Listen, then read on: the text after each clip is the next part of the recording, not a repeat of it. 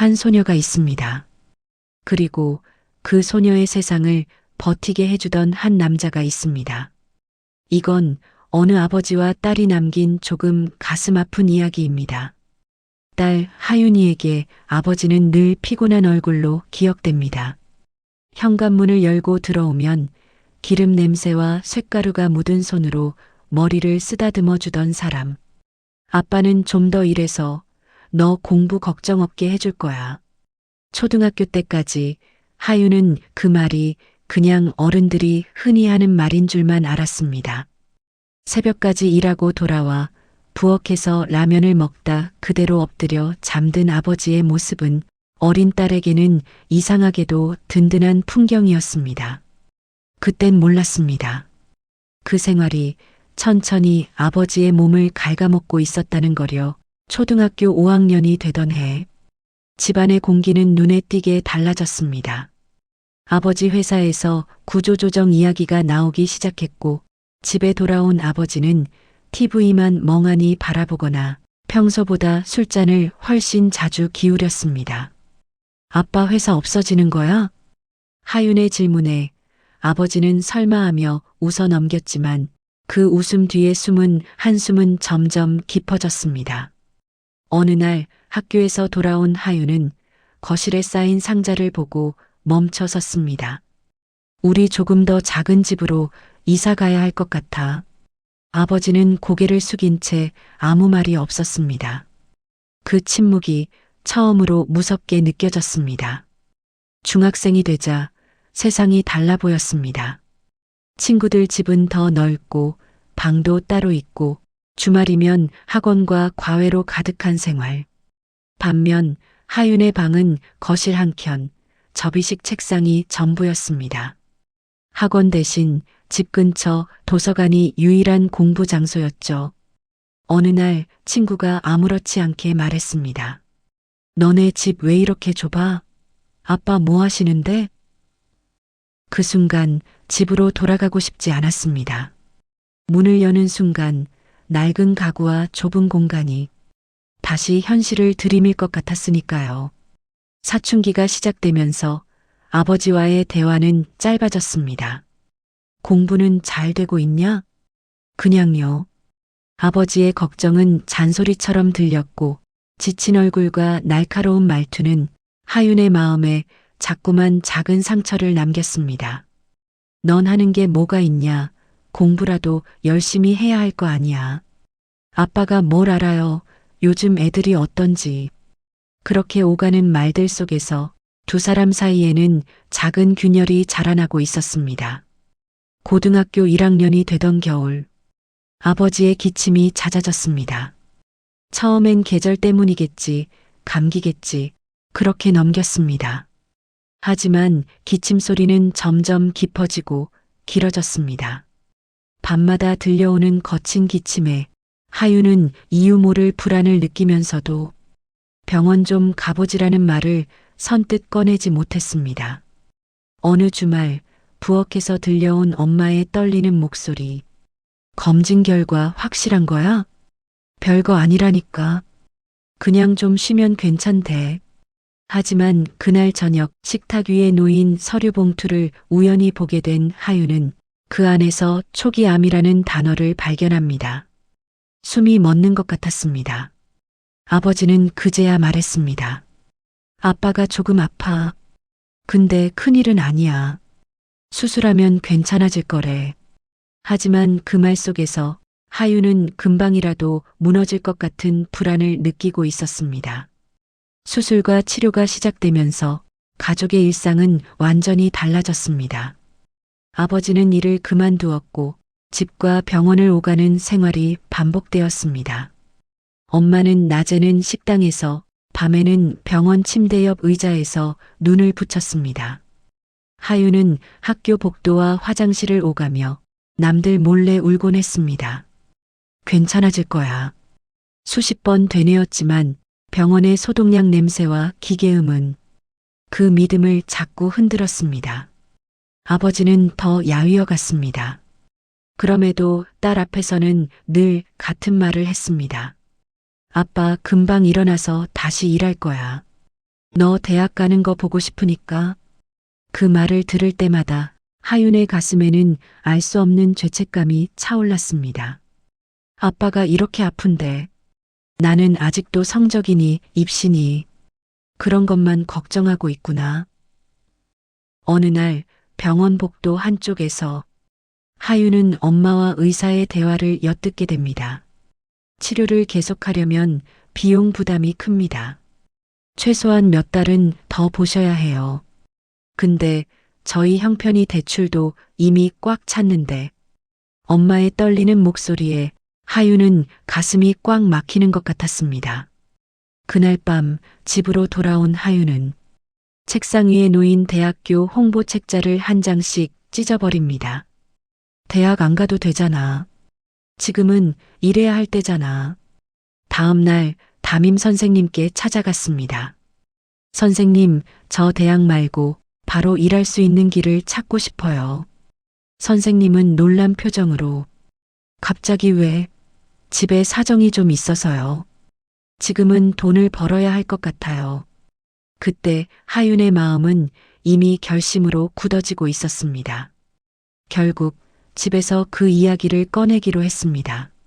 아빠, 엄마, 나 대학 안 가고 졸업하면 바로 일할게. 병원비도 내고 빚도 갚아야 하니까. 엄마는 놀라며 말립니다. 무슨 소리야, 너까지 그럴 필요 없어. 하지만 가장 크게 반응한 사람은 아버지였습니다. 그게 무슨 소리야? 내 인생을 왜 그렇게 쉽게 버리려고 해? 버리는 게 아니라 지금은 그게 맞는 것 같아서 그래요. 아빠 때문에 내가 꿈 포기하게 만들고 싶지 않아. 그 말은 하윤의 가슴을 찔렀습니다. 그럼 아빠는 내가 그냥 아무것도 안 한 채 대학 간다고 공부만 하는 게 좋다는 거예요? 병원비는요? 집 대출은요? 잠시의 정적 끝에 아버지는 힘없이 말합니다. 아무리 그래도 너까지 이렇게 나 때문에 나는 그런 꼴 못 본다. 그 말은 내 선택은 틀렸다는 말처럼 들렸습니다. 그날 밤 방 안에 홀로 앉아 울면서 하윤은 중얼거립니다. 왜 항상 아빠가 정답인데? 왜 내가 선택하는 건 다 틀린 게 되는 건데? 그날 이후로 아버지와 딸은 서로를 피하기 시작했습니다. 필요한 말만 주고받고 눈을 마주치는 일도 줄어들었습니다. 같은 집, 같은 복도. 하지만 둘 사이에는 보이지 않는 벽이 서 있는 것 같았습니다. 아버지는 몰랐습니다. 딸이 밤늦게까지 아르바이트 자리를 찾고 새벽까지 이력서를 쓰고 있었다는 걸요. 딸도 몰랐습니다. 아버지가 의사에게 정말 꼭 필요한 치료만이라고 조심스럽게 묻고 있었다는 걸요. 둘 다 서로를 사랑했습니다. 하지만 그 사랑을 표현하는 방식은 너무 달랐습니다. 그리고 그 차이는 조용히 상처가 되어 쌓여갔습니다. 어느 날 병원에서 급한 전화가 왔습니다. 보호자분, 지금 바로 오셔야겠습니다. 엄마는 식당에서, 딸은 학교에서 전화를 받고 숨이 차도록 달려갑니다. 병실 문을 열었을 때 아버지는 산소 마스크를 쓴 채 힘겹게 숨을 몰아쉬고 있었습니다. 기계음은 평소보다 빠르고 시끄럽게 울렸습니다. 의사의 말은 상태가 좋지 않습니다. 오늘 밤이 고비가 될 수 있습니다. 엄마는 의자에 주저앉아 손수건으로 입을 틀어쥐고 울음을 참았습니다. 하윤은 침대 옆으로 다가가 야위어버린 아버지의 손을 잡았습니다. 예전처럼 거칠지만 믿기지 않을 만큼 가벼운 손을 보고 아빠하고는 목이 메어서 그 뒤가 이어지지 않았습니다. 아버지는 힘겹게 눈을 떴습니다. 그리고 딸을 보며 아주 천천히 입을 뗍니다. 하윤아 하고 말 한마디마다 숨이 섞여 나왔습니다. 간호사는 무리하시면 안 됩니다라고 말했지만 아버지는 고개를 살짝 저었습니다. 떨리는 손으로 딸의 손등을 천천히 쓰다듬으며 말했습니다. 아빠가 미안하다. 예상치 못한 말에 하윤의 눈이 커집니다. 뭐가요? 아빠가 왜? 처음부터 더 잘해줬어야 했는데 너한테 힘든 티 안 내려고 오히려 더 소리만 질렀다. 아버지의 눈가에 눈물이 맺혔습니다. 내가 대학 포기하겠다고 했을 때 너무 놀랐어. 그게 다 나 때문인 것 같아서. 그래서 화부터 냈다. 한 번도 고맙다고 못했네. 그 말을 듣는 순간 그동안 쌓였던 원망이 한꺼번에 무너져 내리는 것 같았습니다. 하윤은 눈물을 멈추지 못하며 말합니다. 아빠, 나도 미안해요. 아빠가 얼마나 힘들었는지 제대로 알지도 못하면서 나만 힘든 줄 알았어요. 아빠 아픈데 나는 성적 때문에 짜증만 내고 진짜 미안해요. 아버지는 힘겹게 웃었습니다. 그래도 내가 내 딸이라서 너무 고마워. 내가 살아있는 동안 아빠 인생은 실패한 게 아니다. 그 말은 하윤의 삶 전체를 뒤흔드는 문장이 되었습니다. 그날 밤 기계음은 점점 느려졌습니다.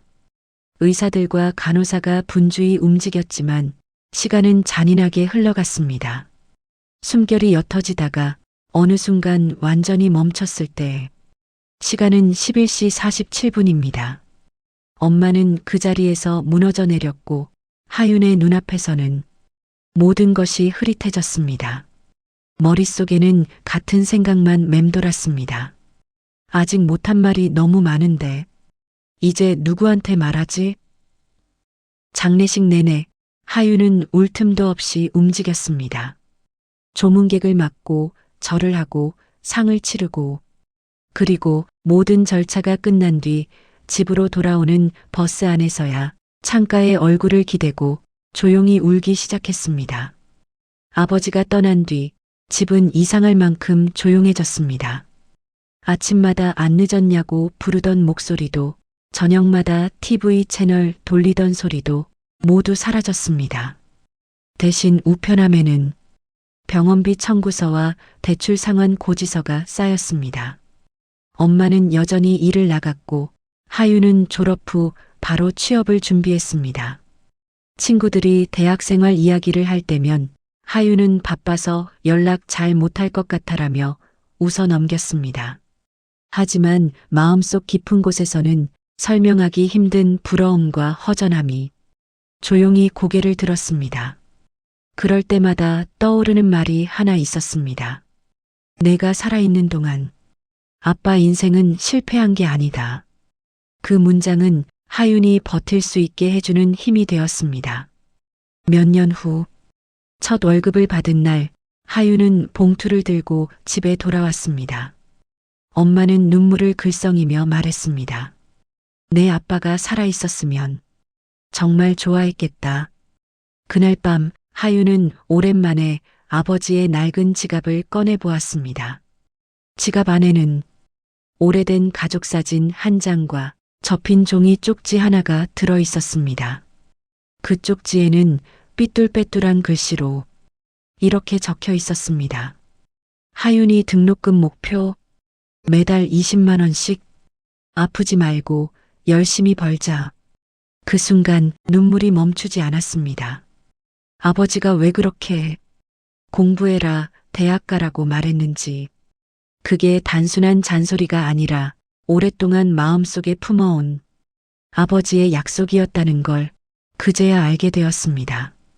어느 조용한 밤 하윤은 책상 앞에 앉아 한 사람을 향한 편지를 쓰기 시작합니다. 아빠에게 아빠 잘 지내요? 거긴 아프지 않은 거죠? 여긴 여전히 정신없이 바빠요. 엄마는 허리가 많이 아프셔서 일을 조금 줄이셨어요. 그래도 괜찮아요.